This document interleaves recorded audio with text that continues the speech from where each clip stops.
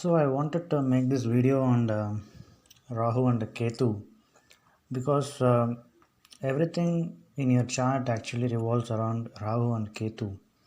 If you just look at the positions of Rahu and Ketu in your chart, we can tell a lot about your life and your struggles. In the story of the nectar of immortality, actually Rahu is the demon who tries to get the nectar, but he is not allowed to get the nectar of immortality. But somehow Rahu deceives all the gods, and he has a slice of the nectar of immortality. But this is when the sun and moon gods discover that, and they inform that to Vishnu, who then slices Rahu into two halves. So Rahu does not drink the nectar fully, but now is formed into two parts. One is the head and another is the body. Now, Rahu and Ketu are not two entities, so they are just one entity. Ketu has no body, Rahu has no head. Actually, it's other way around. Ketu has no head and Rahu has no body. So, these are very tricky planets. They are actually the shadow of the shadow planets.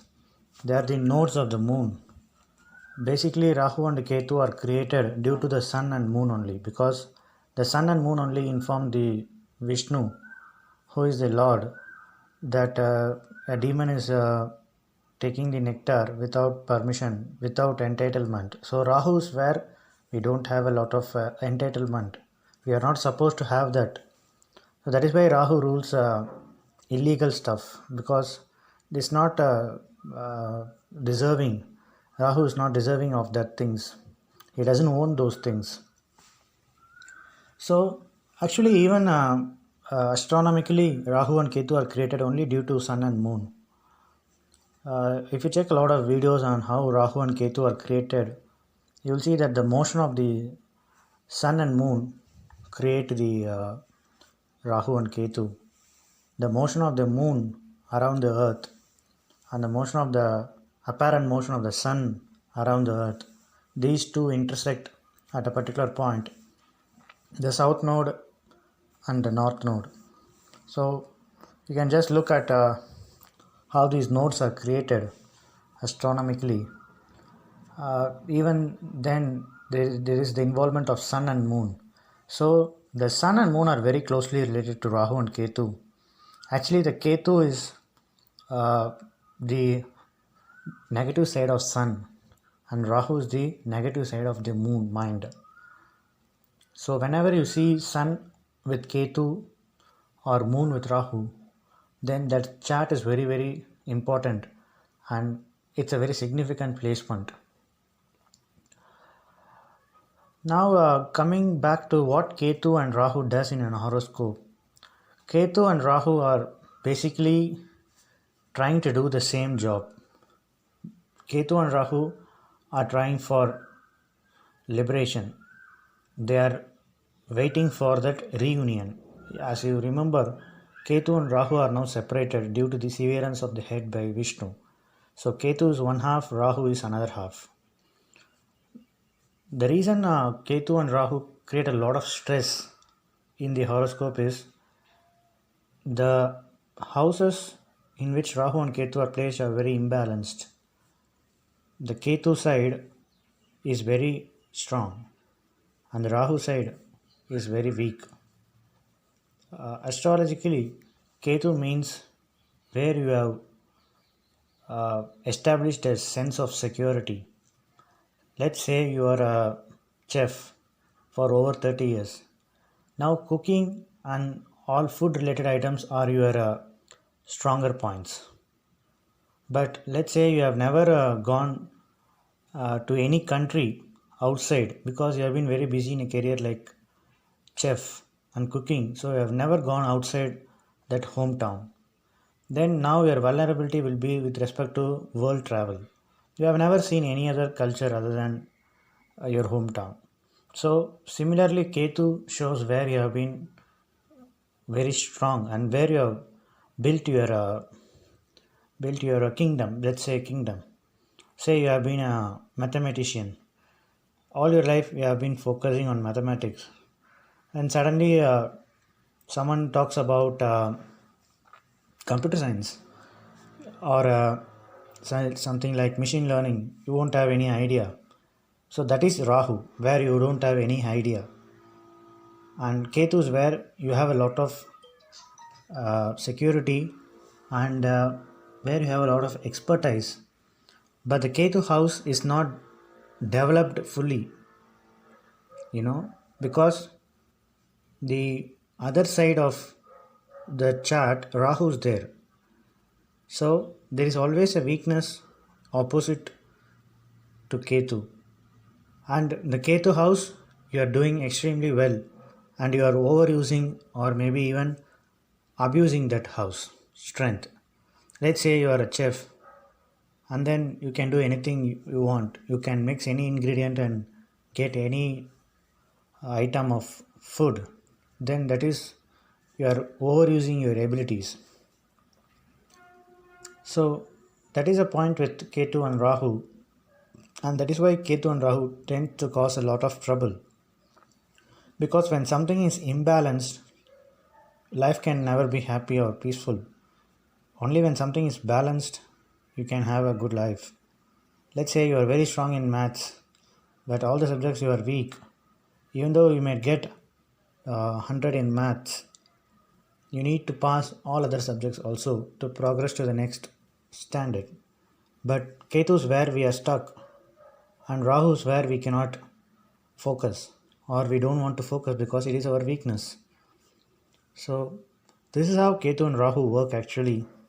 And to illustrate, let's take Ketu in first house and Rahu in the seventh house. Here Ketu's strength is the person themselves. These people actually are very self-centered and not selfish, but very self-focused. They know who they are, and they know their strength and their weakness, but they do not know how to get along with other people. They are fine as long as they are themselves, but when they have to engage in some sort of partnership or teamwork, then they face a lot of insecurities because they have never been around different kind of people. They feel very insecure when they meet someone or when someone is in a partnership with them. Let's say you are a solo traveler all the years.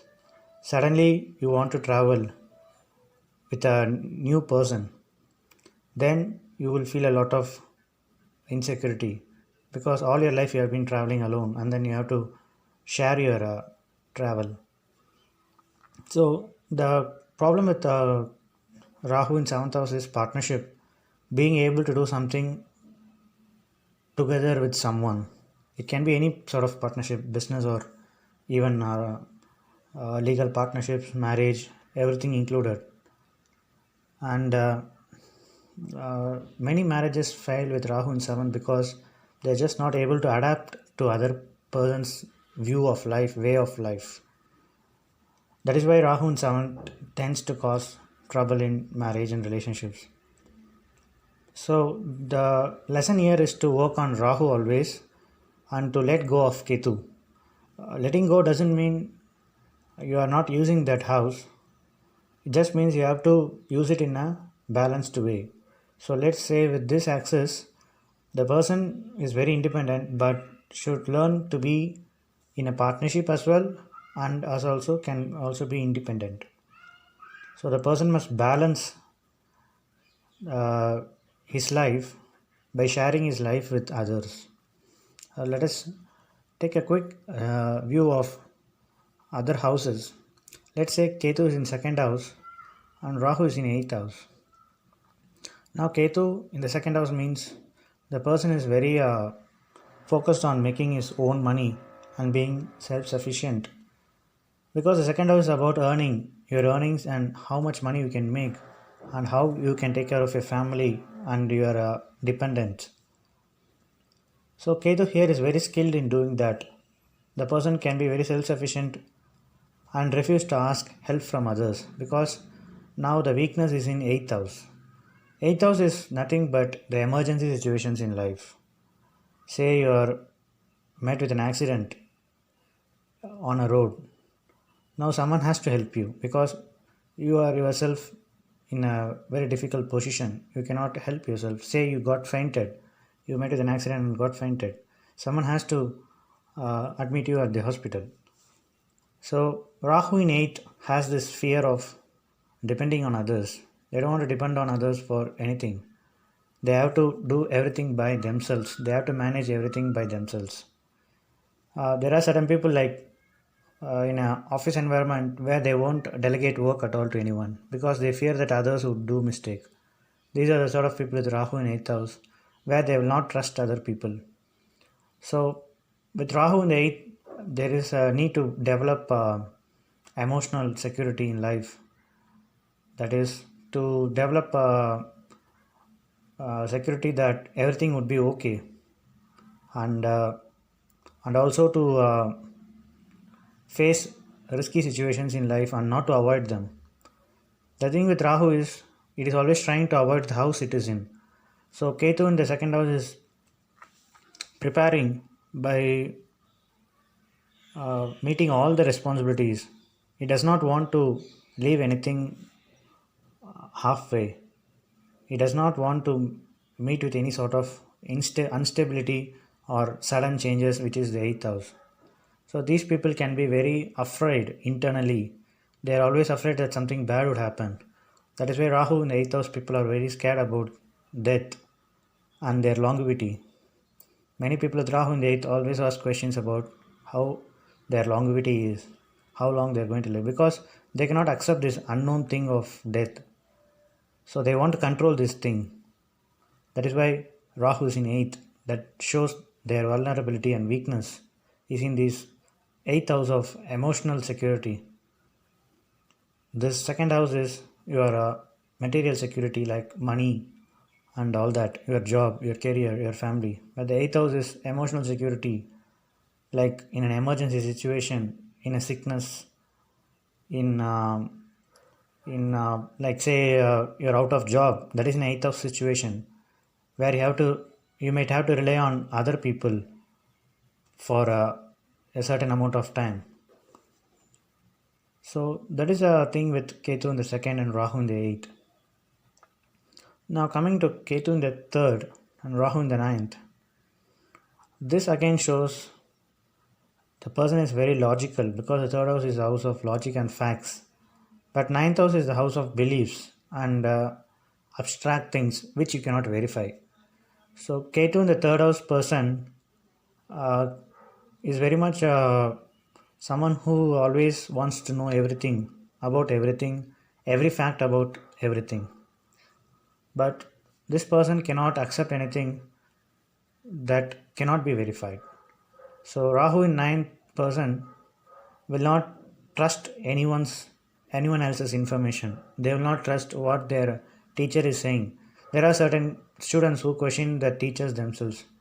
That is the Rahu in 9th person.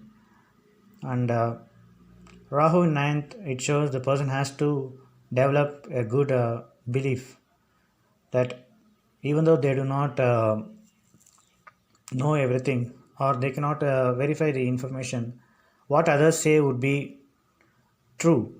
Even if it's not true, the person has to develop that belief that what others say would be true. So Rahu in the 9th shows weakness in the area of belief and religion. These persons may not like religious things. They may not like religious preachers, but they themselves can become a preacher because whichever house Rahu is, that is what you are going to do eventually. So the thing with Rahu in 9th is they have to broaden their understanding and they have to develop their faith in life and in the universe. The 9th house is opposite to the 3rd house. 3rd house is what you can verify. The 9th house is what you cannot verify. So that is an issue with Rahu in ninth. Let us say Ketu is in the fourth house. Ketu in the fourth house and Rahu is in the 10th house. Ketu in the fourth house means the person is always depending on their family and their emotional life. The fourth house is the house of emotions and your mind and your inner life, what is private to you. So Ketu here means the person is always controlling their emotions and their inner life, and that way that person feels that everything will be okay. Because Ketu is always about your strength and security and what makes you feel secure in this world. Rahu in 10th shows the person is vulnerable when it comes to doing something practical. So these people can avoid taking on responsibilities because doing something external is very threatening to them. So they don't want to tackle things externally. They will tackle things by controlling their uh, response to those events. So Ketu, let's say the Ketu in fourth house person has a relationship breakdown. The person would not do anything to fix that relationship, but rather the person would uh, control their sadness and for years. So many people with Ketu in fourth can be prone to a depression or something like that, mental illness, because they don't allow their emotions to come out. So they won't do anything practical that solves their problem. So here Rahu in 10th shows the person need to do more practical stuff that solves their problem rather than being in a shell. The person has to go out more and the person has to do work. Many people with Rahu in 10 don't like to work that much because their security is more like they want to be a homebody. They want to stay in their homes and feel comfortable. Even going out sometimes can be very threatening to these people. They just fear the outside world so much. Something bad might happen outside. So they want to stay in a protected environment, which is like the home, and just be safe and comfortable there. So that is what Rahu in 10th shows weakness in respect to taking responsibilities. These people might not want to marry, or if they marry, they won't be a responsible partner and all that. Ketu in the fifth house and Rahu in the 11th. Uh, Here the Ketu is again in the Dharma house, which is the same as the first house. One thing to notice is the Ketu in 159, all these people will have similar traits because all these are Dharma houses. That is, Dharma means like it is your nature, your inner self, inner born nature. And let's say Rahu in 7th will be very similar to Rahu in 3rd and Rahu in 11th because these are Kama houses or houses of enjoyment. So Rahu in 7th will be very similar to Rahu 3rd and Rahu 11th. These people will share some common traits. Now coming back to Ketu in 5th, again it shows these people are very intelligent, but they don't want to share their intelligence to the outside world, which is the 11th house. The 11th house is the larger audience, the fans, the large organizations, the social media like Facebook and all that. So if you see the Ketu in 5th house, person is very secure with their own creativity and individuality. But when they meet someone different, the 11th house represented by Aquarius, which is a society, these people can be very vulnerable because they don't want to mingle with new sort of people. They just want to be with their own self and their own family. They don't want to mix with new caste, let's say like that. Because 11th house is people of all kinds. Let's say uh, Italian, European, which is what the social media is. It has all kinds of people. But the fifth house is more like your fort because this is Leo, where Leo is more like your kingdom. It is your own place. So these people are very intelligent and creative, we can say. Even many artists have Ketu in the fifth. But the problem with Rahu in 11th is these people cannot share their inspiration with others. So these people can be very hard to get to know, and these people can be not mingle with society, and they have to mingle with society here, Rahu in the 11th, and become more secure. because if you're not secure around others, you cannot be secure as a person. You can just stay at your home and be with yourself, but that is not life. You have to go out and be comfortable outside as well. So that is a challenge of Ketu in the 5th and Rahu in the 11th. Rahu in the 11th needs to mingle more and uh, make their contributions to society as well. That is, not do things only for their own sake, but also share it with others. Let's say you are an artist or you are a painter, but the Ketu in the 5th house person, let's say he is an artist or a musician. This person would just make music and enjoy rather than sharing it with their friends and relatives and making them also enjoy that art. There is that vulnerability there for this Ketu house person. They don't want to expose themselves. They want to appear very right in others' eye, because once you mingle with other persons, your weaknesses will get exposed, right? So the Rahu in 11th person does not want to do that. So Ketu in the 6th house, and now Rahu in the 12th house. This is again similar to Ketu in the 2nd house. The Ketu in the 6th house person wants to do all the hard work. 6th house is a house of working hard. And Rahu in the 12th means the person does not want to leave anything unfinished. The person wants to do everything perfectly with Ketu in the 6th house. Rahu in the 12th means the person has to surrender their actions. That is, you do one job or project and the rest you leave to God. But Ketu in the 6th house person cannot do that. They want to ensure the result as well. They want to ensure that what they do gives a certain result. That is the thing with Ketu in 6th. The Rahu in the 12th house shows vulnerability with respect to faith, because the 9th and 12th houses are very similar. 12th house is a house of letting go. Letting go in the sense of surrendering your efforts. That's whatever may come, you have to accept that. Rahu in 12th cannot do that, and they want a particular result from their hard work. So in this lifetime, they would not be getting that. They would not be getting the uh, required result from their hard work, and this will confuse them.